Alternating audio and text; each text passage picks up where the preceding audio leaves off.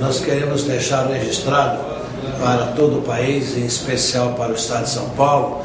a nossa Federação do Estado de São Paulo de Hotéis, Restaurantes, Bares e Similares, nessa oportunidade que estamos recebendo um dos mais honrados e brilhantes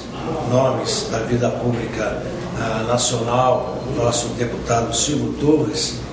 E eu queria dizer que Sua Excelência o deputado Silvio Torres, de longa data, vem prestando relevantes serviços ao país no campo legislativo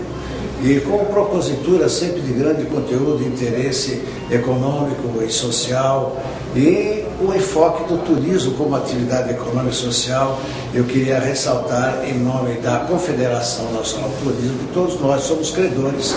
do brilhantismo e da dedicação com que o deputado tem cuidado das causas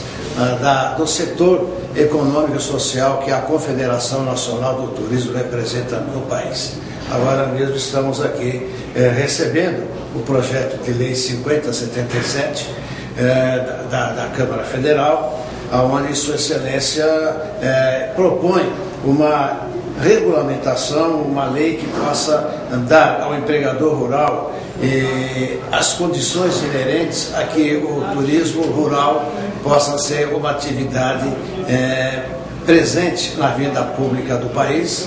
E o turismo tem as suas diferentes atividades e segmentos, mas o turismo rural vai agora exigir que, após a edição dessa lei, que haja uma regulamentação especificando que turismo rural é uma atividade ligada ao segmento que a Confederação Nacional do Turismo representa, como atividade rural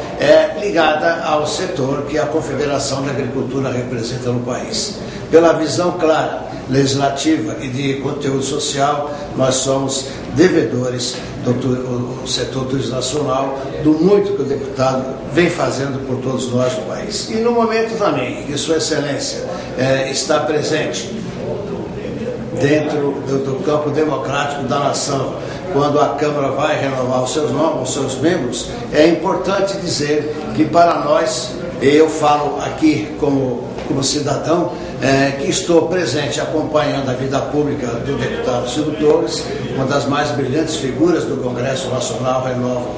essa mensagem, e da importância de que nós do turismo possamos apoiar e eleger figuras como o deputado Silvio Torres, que é um candidato comprometido com as causas econômica e social que nós da Confederação e do Turismo Brasileiro representamos. Esperamos que o deputado possa ser um dos mais bem votados